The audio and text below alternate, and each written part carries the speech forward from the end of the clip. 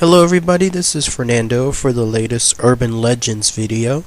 My apologies for not having any videos out recently. Unfortunately, I got hit bad with some sickness. I think it was a mix of a flu and a cold, and my voice was gone for about a good couple of days or so, and I was just finally able to now recuperate and be able to have enough voice to do a video like this today. So I'm still going to have those Cryptids and Monsters videos start, but they'll probably be more towards the weekend or so, or I'll probably have one out sometime tomorrow at the earliest, so be on the lookout for that.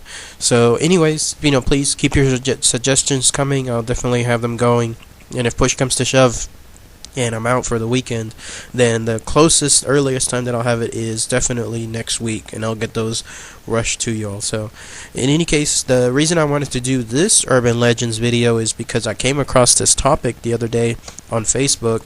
It was one of those posts that said the top 10 scariest or creepiest towns in America, and I came across this particular urban legend that's pretty damn cool. I mean, it is so awesome considering the impact of this particular urban legend and the curse being the key word associated with it. So if anyone has heard about the Curse of Bodie, California, please, once you finish watching this video, share your comments below, so that way if anyone has any other information that I hadn't presented, then it'll be interesting to share with everybody. But basically, it's like this.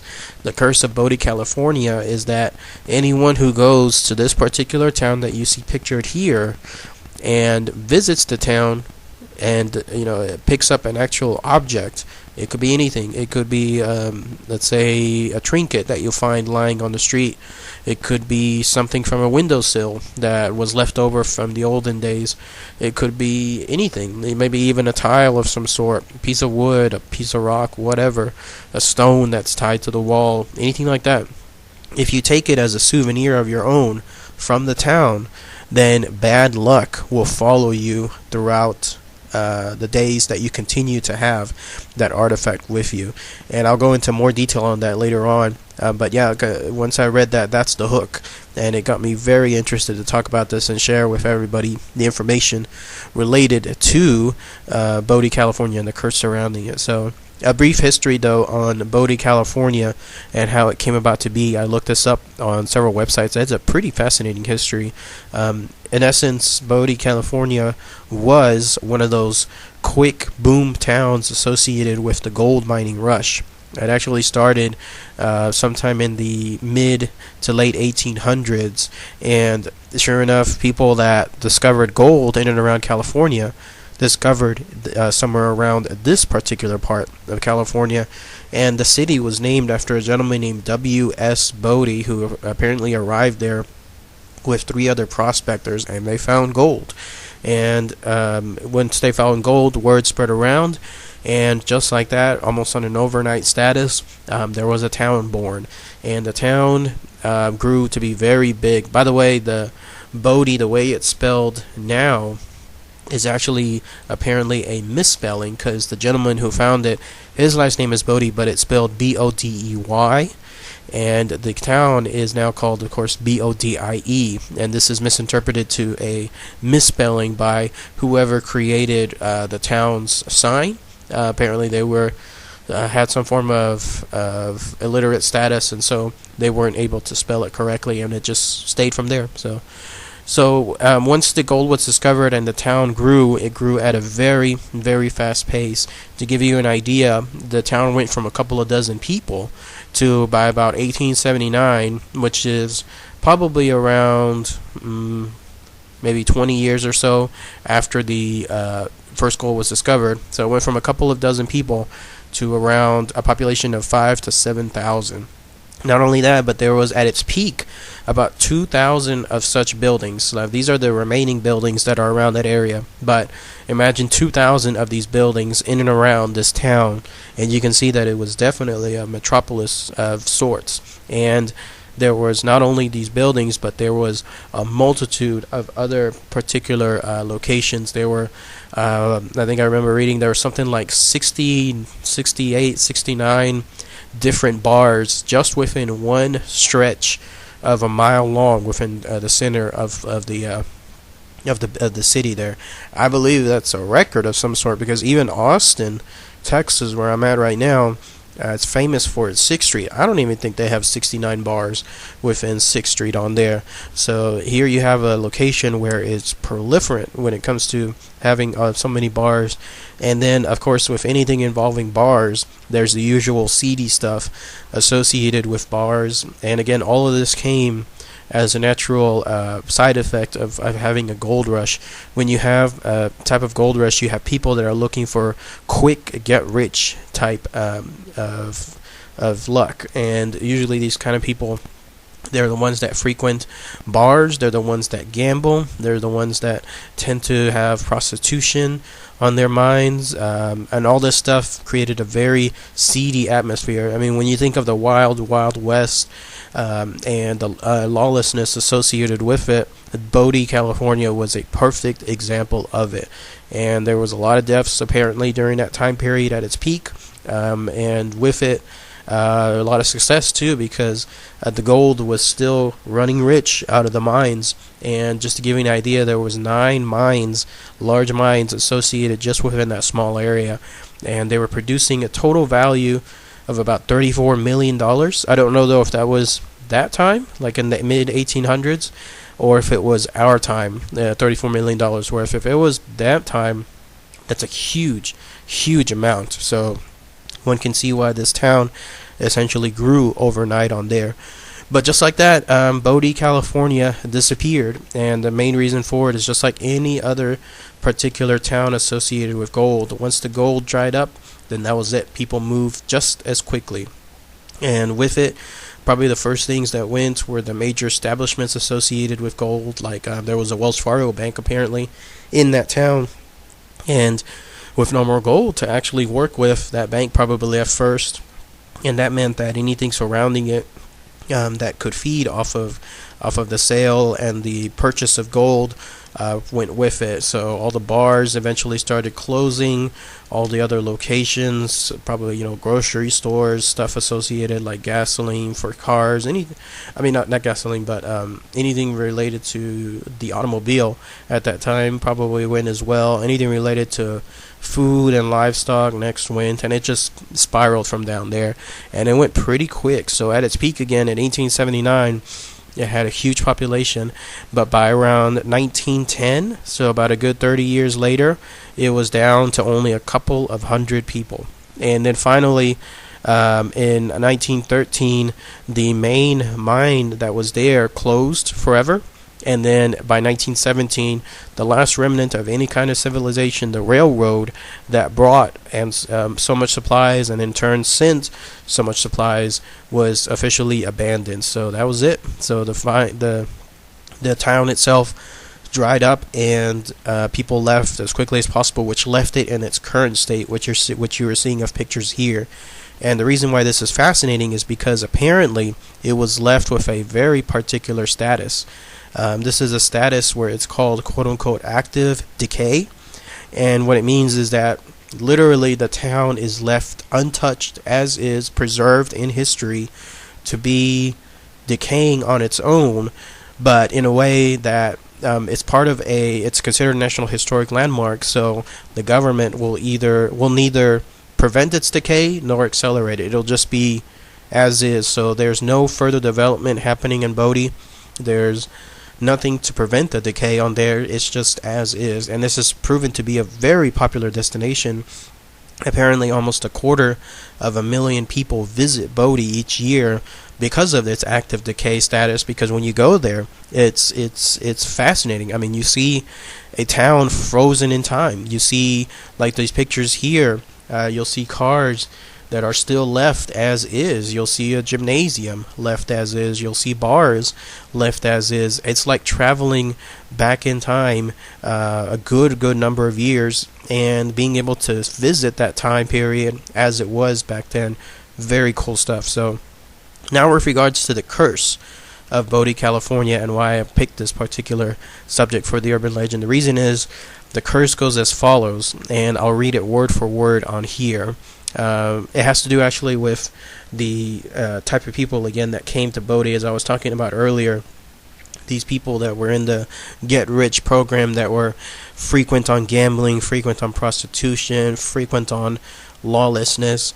This was a quote that was given on, I believe it was a show, with regards to the inhabitants, or the former inhabitants, and this is what it says, because it best explains everything associated with the curse. This is it right here. It says, Bodie's inhabitants were of hardy stock, fiercely possessive of what they had built in this barren desert, and it is said that the long-dead spirits want to ensure that what they left behind remains intact. According to legend, anyone who removes anything large or small from the town is cursed with a string of bad luck. Misfortune and tragedy are heaped upon the victim until the stolen item is returned.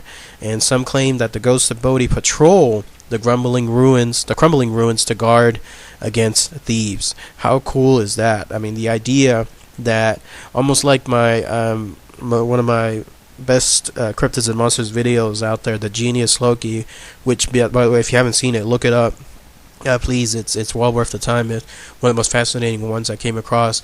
It's a lot like this, where you have some things, whether they're ghosts or something else, that are active in this town and trapped apparently within this town, and their sole purpose is, as greedy as they were during their existence, when they were alive back during the heyday of Bodie, California. Now that they're dead, they still roam the area, and they are so jealous of what they made and the success they had in Bodie, or they're so jealous of others' success and wish that they had it, that they are still there to this day looking for that success. Well, in any case, they don't want anybody to take any part away of that success. So again, the curse is that if you're in that town and you're looking around, you're one of those 200,000 visitors on an annual basis, and you decide, oh, ho-hum, I'm gonna take this nice little artifact I found. It's what looks to be an ancient broken beer bottle. Well, guess what? You take it home, and you have the curse with you. And the curse goes that until you return that artifact back to the town, then you will continue to have that curse. And this curse comes from actually some various incidences that have happened to people, and I'll describe some of them here. The person most knowledgeable with these incidences happens to be a park ranger who goes by the name of J. Brad Sturdivant, because again, this location is a historical landmark, and as such, it has an actual park ranger there. That's, I guess, there whenever the landmark is open, and I say that it's open because there are times of the year that the place can be closed because apparently it snows very heavily during the wintertime there, but during the summer it's perfectly fine. So this park ranger who's there, he's the one that had people come to him bewildered, holding something in their hands and saying something to the effect of, I'm so sorry I took this, I'm returning this back, the curse is real, I just wanted to let you know. And then they drop whatever item back that they took, they drop it back to where it was, and with the idea being that the curse is lifted. And he cites several examples. He says that there are letters right now in Bodie, California, letters in their museum gift shop that they have there. Ironic, I know, that you can't take anything there, but you can certainly buy something there made on behalf of Bodie, California, all artificial. But in any case, he said there are letters on there from people where they wrote their encounters, and he reads some of them. For example, this one was a letter dated 1994, and in it, it was a letter sent to Bodie and received in Bodie with a small artifact. And this is what the gentleman wrote in the letter. He says, I am sorry. 1 year ago, around the 4th of July, I was visiting this ghost town. I had been there so many times before, but I had always followed the regulations about collecting. This trip was different. I collected some items here and there and brought them home. I was a visitor again this year, and while I was in the museum, I read the letters of others who had collected things and had bad luck. Well, I started to think about the car accident, the loss of my job, my continuing illness, and other bad things that have haunted me for the past year since my visit and violation. And I am generally not superstitious, but please find enclosed the collectibles I just quote unquote couldn't live without, and ask the spirits to see my regrets. So very fascinating stuff again, and these letters are real. I mean, they're there hanging on the wall itself, from people that again, according to them, they had a real experience, and that they were the ones that experienced this and then sent these letters back. Here's another one. Apparently a German man sent a letter, and he was telling about his uncle's experience. He said, quote unquote, "My uncle removed a small bottle from Bodie, and then 2 days later he had a car accident on the Autobahn, and the next day his son took the bottle to school to show classmates, and on the way home he had a bicycle accident." And then he finally finished the letter with saying, "Yes, I do believe in the curse of Bodie." And it goes on from there. So there are other letters that are there hanging on that particular gift shop / museum, and it shows proof apparently that the curse is real. So anyways, that's the urban legend associated with this town, the Curse of Bodie, California. If anybody has any particular history to share with this town, as I mentioned at the very beginning of this video, then please post your comments, share them below. If anybody has visited this location or knows of anybody that has visited it, please, it'd be very fascinating to hear any first-hand experience. It's a lot like my other urban legends video, the one associated about the haunted Toys R Us in California, which has one of the highest number of views, surprisingly enough, within all of my videos. It's a lot like that. People have posted comment after comment about their own experience there in that Toys R Us, and it proved to be very fascinating. So if anyone has their own experience with this particular town, please, it'd be interesting to find out on there, especially if with regards if the curse is real. And it got me thinking about this curse because my own experience is not with Bodie, California, but it's actually with the Grand Canyon. If anybody has been to the Grand Canyon, there's a very large center right outside the Grand Canyon.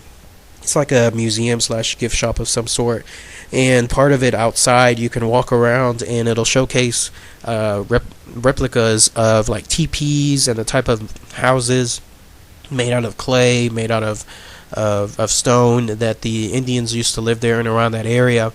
And I remember walking around that area, and it was particularly I guess it wasn't too much like an eventful day because there weren't too many people around.